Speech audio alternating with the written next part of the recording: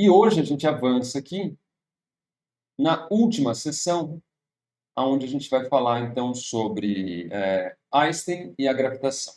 Aqui é mais apresentar os conceitos, as ideias, a gente não vai partir para a conta, eu vou ficar mais no meu blá blá blá aqui, mas tem ideias importantes, relevantes, né, para a gente poder se atentar como é que nós entendemos hoje a gravitação.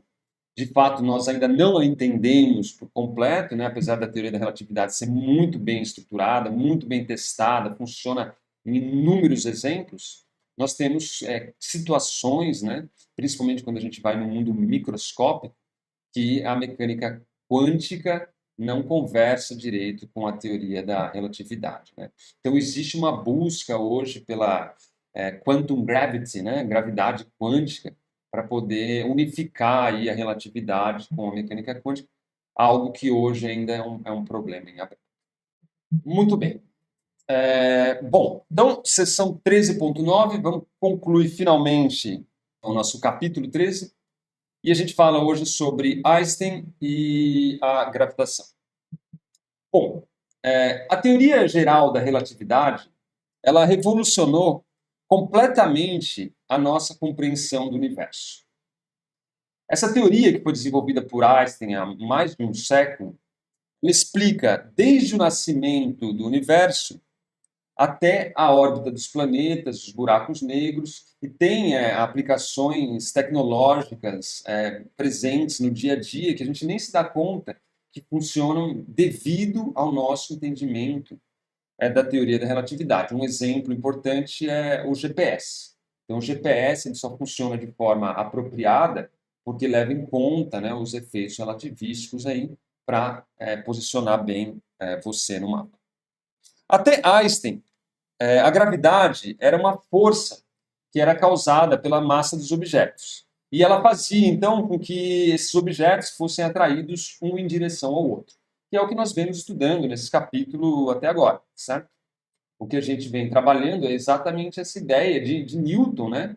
Aonde, então, a gravidade é uma força que é causada pela massa dos objetos e fazia, então, com que esses objetos fossem atraídos um em relação ao outro. É o que a gente trabalhou todo esse capítulo agora.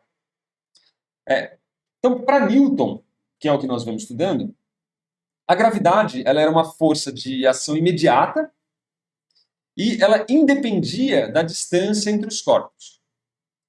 Então, por exemplo, se o Sol subitamente desaparecesse, imagine que eu tenho todos os planetas rodando em torno do Sol, se por acaso a gente, por um passe de mágica, removesse esse Sol, o que a gente observaria, segundo as leis de Newton, que pelo fato dessa força ser uma força imediata, né, a força gravitacional, então se o Sol desaparecesse subitamente, a Terra imediatamente ia começar a seguir uma trajetória tangente, né, porque se tem aqui uma atração, né, da aceleração centrípeta, né, que é induzida pela força gravitacional, se eu tiro o Sol, automaticamente aquele objeto que estava em movimento circular, ele sai pela tangente instantaneamente.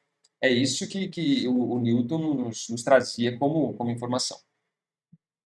Agora, para o Einstein, né, que vinha trabalhando a sua teoria da relatividade, um dos postulados que ele impôs ali para deduzir toda a teoria da relatividade é que a luz era, de fato, a grandeza, né, a coisa mais rápida do universo.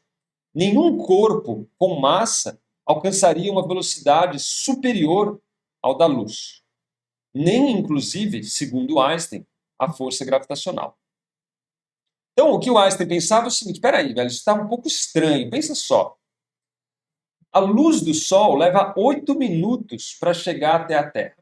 São 8 minutos para atravessar os 150 milhões de quilômetros entre a Terra e o Sol. Se por acaso o Sol desaparecesse, com a Terra, então, sendo libertada, né, de sua órbita, imagine que coisa estranha. Ela seria libertada antes mesmo de nós aqui na Terra percebêssemos que o Sol desapareceu. Porque a luz ainda ia levar 8 minutos para chegar. E nesses 8 minutos, se essa ação fosse imediata, né, como imaginava Newton, a Terra já estava se movimentando em um movimento linear, né, um movimento de escape, né, saiu pela tangente. Isso intrigava, de certa maneira, o Einstein. Falou, pô, não é possível, eu estou olhando, estou vendo o Sol, porque a luz ainda está chegando, leva 8 minutos, mesmo depois que ele desapareça, vai levar 8 minutos para perceber que o Sol sumiu. Porém, há 8 minutos eu já estou caminhando, já fora de órbita e indo embora. A gravidade seria mais rápida do que a própria velocidade da luz. Isso certamente intrigava o Einstein. De fato, né, isso levou o Einstein a procurar uma explicação diferente para a gravidade. Foi isso que o levou, né, para a teoria geral da relatividade. A teoria geral da relatividade, ela envolve agora a gravitação, tá? A teoria restrita, ela não envolvia a gravitação. Tem um conteúdo na internet dizendo que a relatividade restrita não leva em conta a aceleração. De fato, tem uma aceleração. O que não tem é a deformação do espaço-tempo, como a gente vai ver. A gravidade, de fato, é que não está inserida na teoria da relatividade restrita, né? Só na geral. Foi na geral que o Einstein colocou ali, entendeu como conectar, né, a gravidade com uma aceleração propriamente dita. Então, essa ideia do Sol desaparecer levou o Einstein a procurar uma explicação diferente para a gravidade. Depois da sua publicação da teoria da relatividade restrita, levou mais 10 anos, ou 10 anos, até que o Einstein conseguisse deduzir, né, a lei da gravitação baseado na relatividade, então emergindo aí com a relatividade geral. Então a relatividade restrita saiu por volta de 1905, 1906 acho que foi o paper publicado, e a teoria da relatividade geral, ela saiu em 1915, ou seja, 10 anos pensando, tentando resolver o problema da gravidade, até que ele consegue, então, unificar ali a gravidade com uma deformação do que a gente chama do espaço-tempo. Bom, como é que foi essa brincadeira, né? Como é que o Einstein, então, conseguiu, partindo da relatividade restrita, chegar nessa relatividade geral, a grosso modo, né? Bom, no livro, se vocês observarem, dois aspectos cruciais da teoria da relatividade, elas são mencionados, que é o princípio da equivalência e a curvatura do espaço-tempo. Ele começa apresentando o princípio da equivalência e depois ele apresenta a curvatura do espaço-tempo. Aqui, eu vou apresentar ao contrário, porque, do meu ponto de vista, é mais apropriado para você entender como é que o Einstein partiu da teoria restrita e chegou na teoria da relatividade geral.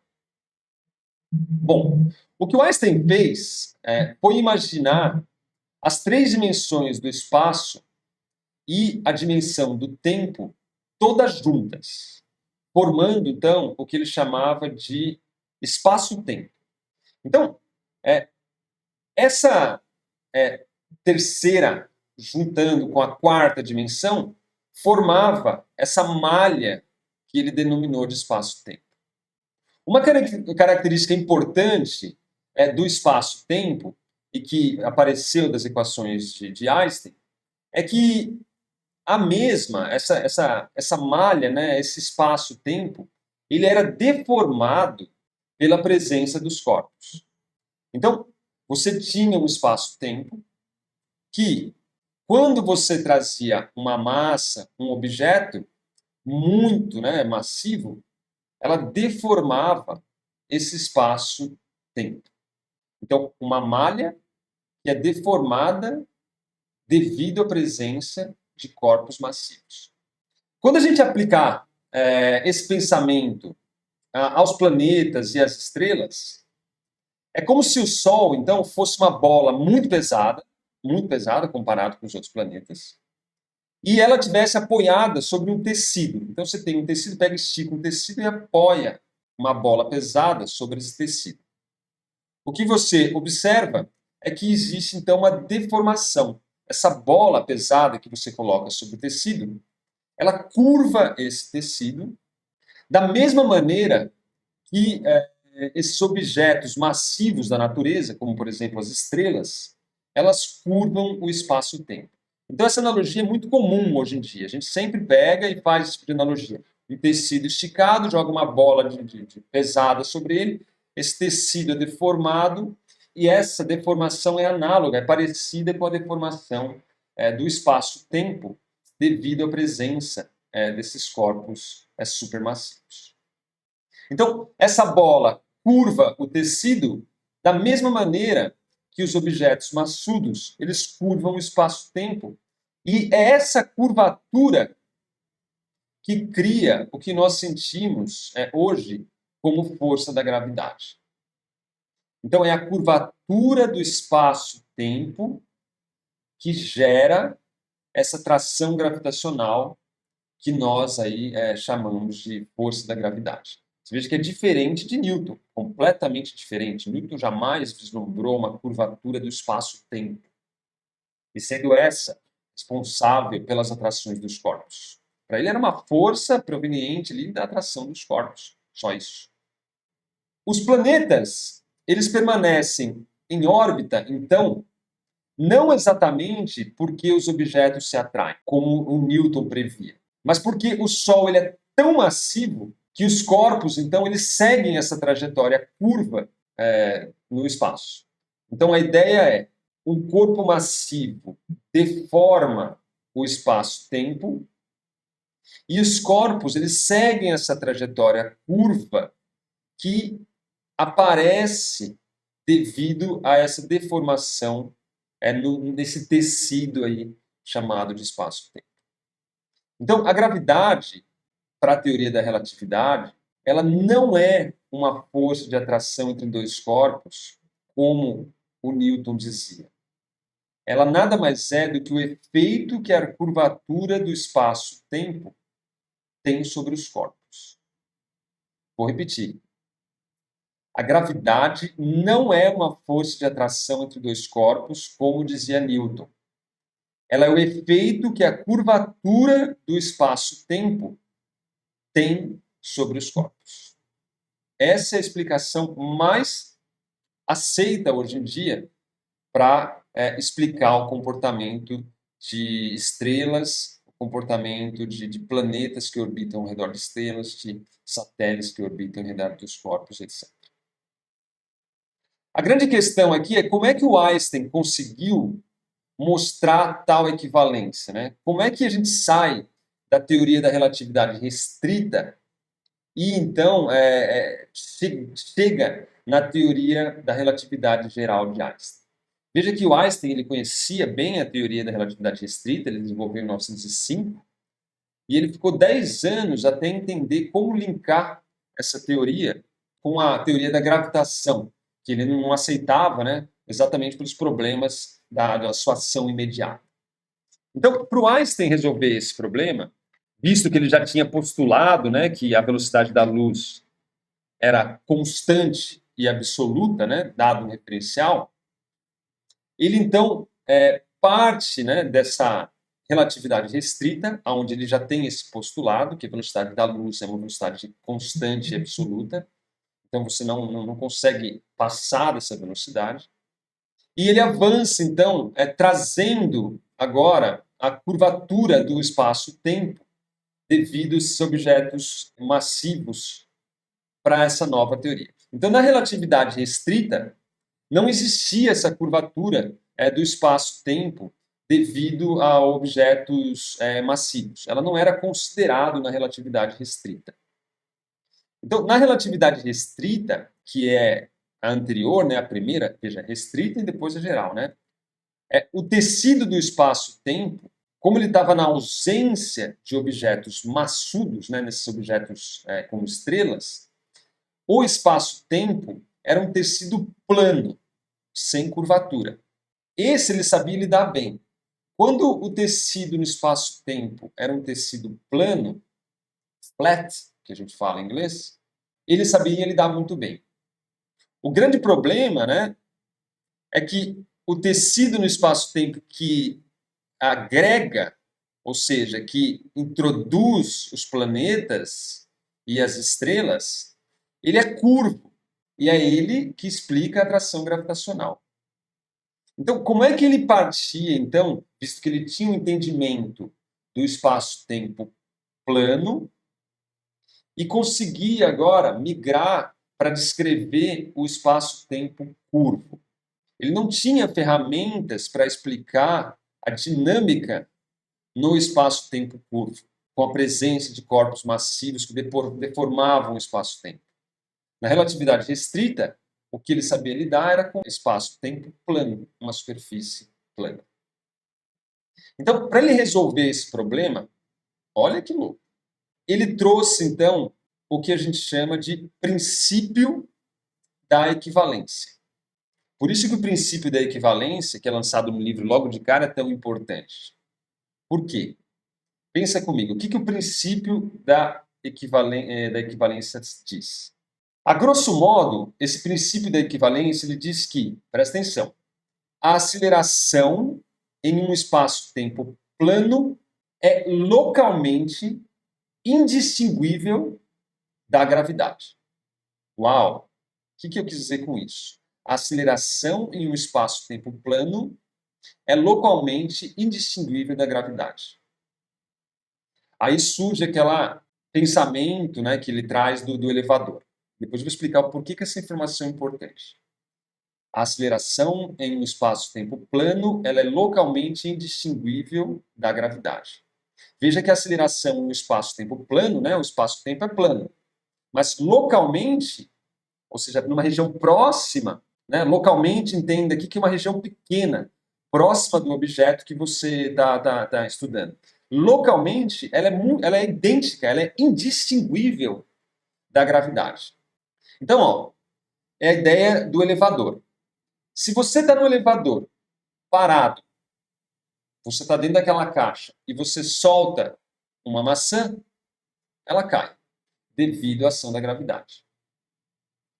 Agora, se você estiver no espaço sideral, onde não tem ninguém te atraindo, não tem nada atuando como uma atração gravitacional, porém, você acelera o seu elevador, a ação que você observa dentro do elevador é exatamente a mesma. Você não consegue distinguir se você está no chão sobre a ação de uma força da gravidade, ou seja, sobre a ação de um espaço-tempo curvo, que a gravidade é fruto de uma ação do espaço-tempo curvo, ou se você está no espaço-tempo plano, né, com uma aceleração apresentada. Então, é indistinguível. Localmente, o espaço plano acelerado ele é igual à ação do espaço plano curvo. E essa é a ponte que faltava para o Einstein, então, poder tratar o problema. Porque tratar o problema do espaço-tempo plano com aceleração, ele já sabia fazer, dado a teoria da relatividade restrita. A dificuldade estava em tratar o espaço-tempo curvo. Mas se tem uma região, né, que é próxima, localmente, ela é indistinguível, então tá aí a minha ponte, né, a minha conexão entre os dois. E é fazendo uso dessa conexão, então, que ele tira a teoria da relatividade geral. Então, era sobre isso que o Einstein estava pensando no experimento do elevador. Se você está dentro do elevador, você nunca vai saber se a gravidade está te puxando para baixo ou se é você que se encontra no espaço vazio com o elevador sendo acelerado para cima. Essa indistinguibilidade desses dois processos linka, então, de alguma maneira, a teoria da relatividade restrita com a teoria da relatividade geral. Então, o princípio de equivalência, né, permitiu ao Einstein a dar aí o passo fundamental, né, na direção da relatividade geral. E isso funcionou porque ele já sabia como observar a aceleração em um espaço-tempo plano. Né? No espaço-tempo plano, onde você não tinha presença desses corpos maciços. Então, na relatividade geral, o espaço-tempo é curvo, mas localmente, né, se você olhar lá com uma lupa bem próximo deles, ele é plano. Ele é plano. E isso, então, nos permite, né, usar a relatividade restrita localmente e obter, então, a relatividade geral. Então, esse princípio de equivalência é que conecta ambas, né, a relatividade restrita e a relatividade geral, que foi o grande aí, insight que o Einstein precisava, né, e procurou por 10 anos até descobrir a maneira de tirar essa relatividade geral. Então, esse capítulo fala sobre isso, né? Ela é mais para finalizar no sentido de, olha, tem mais do que isso. Inclusive, tem muito mais do que isso próprio da teoria da relatividade, porque, como eu disse, a teoria da relatividade ela não é conectada com a teoria quântica. Então, hoje nós temos aí uma grande busca, né, que é a busca da gravidade quântica, tentando conectar essas duas teorias. São teorias extremamente testadas, ambas. Né? A teoria da mecânica quântica é extremamente testada e funciona com perfeição.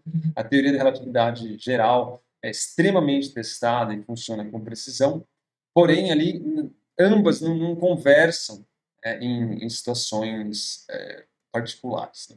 E unir essas duas teorias é algo de suma importância. Então, essa é a sessão 13.9. Eu trouxe aqui uma animação, só para concluir o capítulo, para a gente entender, ter uma ideia, pelo menos, né, de como funciona, como é o que está por trás do meu espaço-tempo.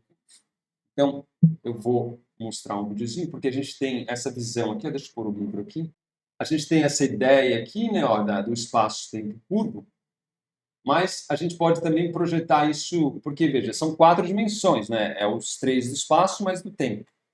Aqui a gente está enxergando em 2 dimensões, né, que é 2 dimensões espaciais, mas não está levando nem a terceira dimensão, que a gente simula ali no desenho, né, uma terceira dimensão, mas o tempo não é levado em conta. E eu encontrei uma animação que, na verdade, ela leva em conta o tempo e mais 2 dimensões ali, para a gente poder entender como é que funciona a força gravitacional.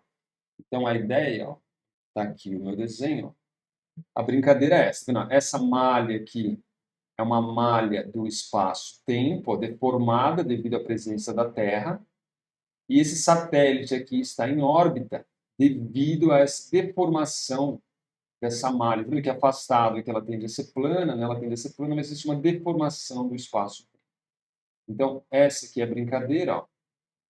À medida que o espaço-tempo é deformado, né? Ele é deformado a todo tempo, veja que aí nós temos o fluxo temporal, inclusive, o satélite vai seguindo essa trajetória devido a essa deformação, então, no espaço-tempo.